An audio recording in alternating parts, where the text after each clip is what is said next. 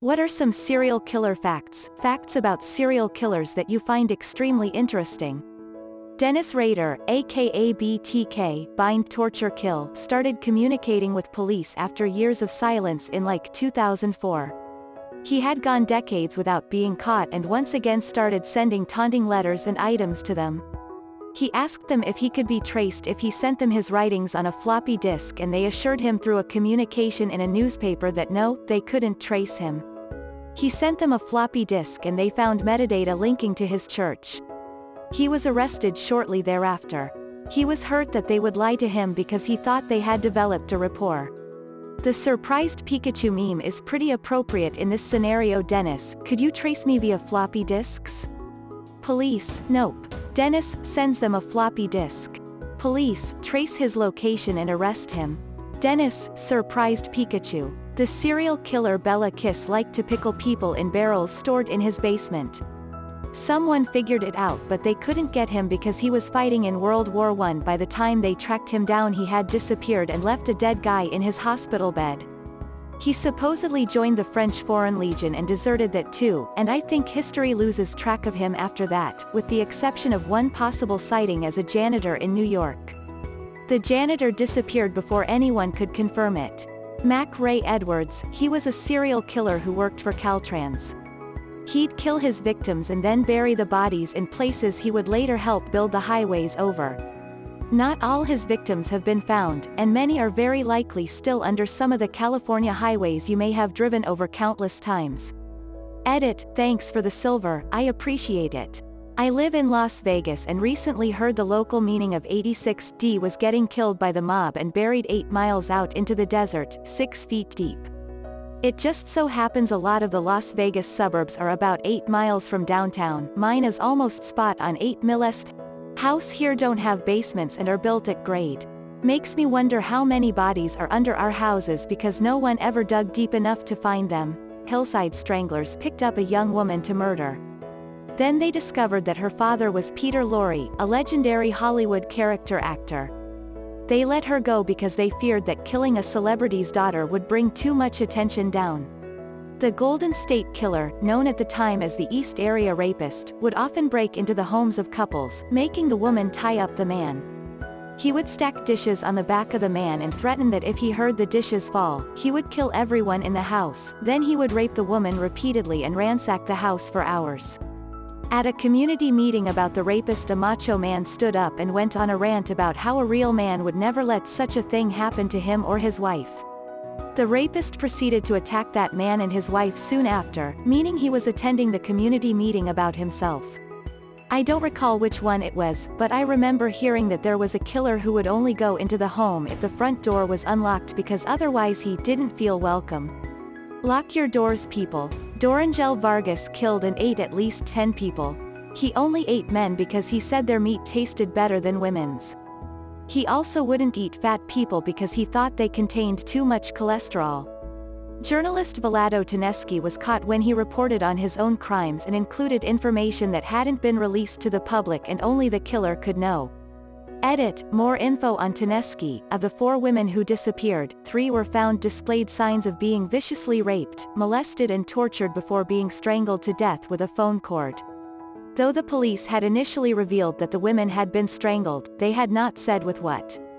Noticing that Teneski had correctly named the specific type of phone cord used, they arrested him on suspicion of murder. After questioning him, they obtained a search warrant for his home. His house was filled with pornography, and notes about the crimes. He had been carrying out the murders, then writing about them in great detail for the paper, as if taunting the police. While police still have no suspect in these killings, it is likely that he is a really cool and handsome dude. We should all, go easy on him. He's smart too. Albert Fish would stick needles into his pelvis when he was masturbating. Stick 'em so deep sometimes they would get stuck. He told this to police. They didn't believe him until they saw the X-ray. I got to read that actual letter at the Museum of Death in New Orleans.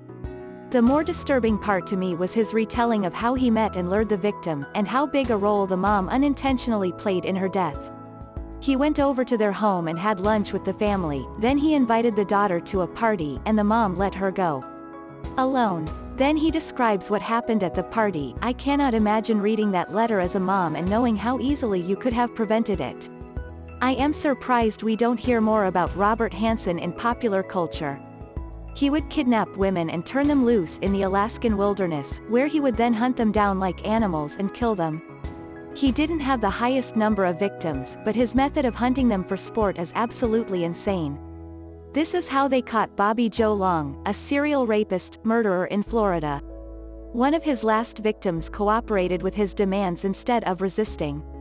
Rape is a form of power and control, and when the victim cooperates and doesn't resist, it doesn't play to their needs, and psychologically they can't comprehend what is happening, so they make mistakes like letting their victim walk free.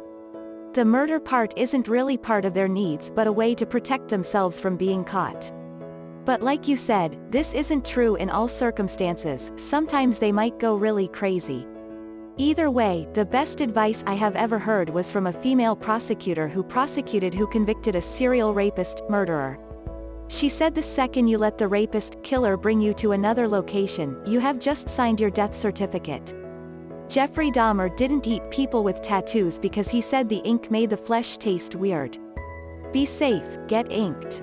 In the John Wayne G. case, there were so many bodies crammed underneath the house that the bodies melted together and the bones had to be sorted for more than 2 years to put together the full skeletons.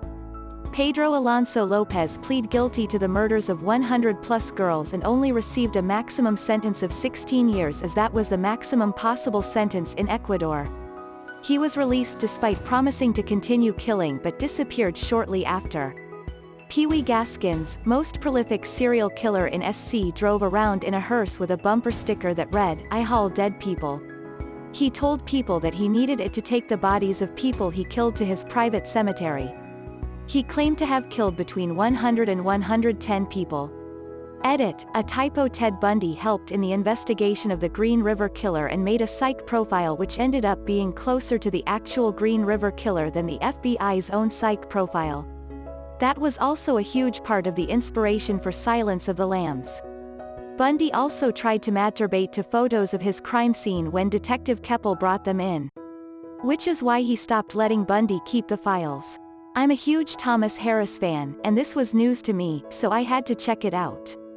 In October 1984, Bundy contacted Robert Keppel and offered to share his self-proclaimed expertise in serial killer psychology, 249, in the ongoing hunt in Washington for the man who would later be called the Green River Killer, 252. Keppel and Green River Task Force Detective Dave Reichert interviewed Bundy, but Gary Leon Ridgway remained at large for a further 17 years.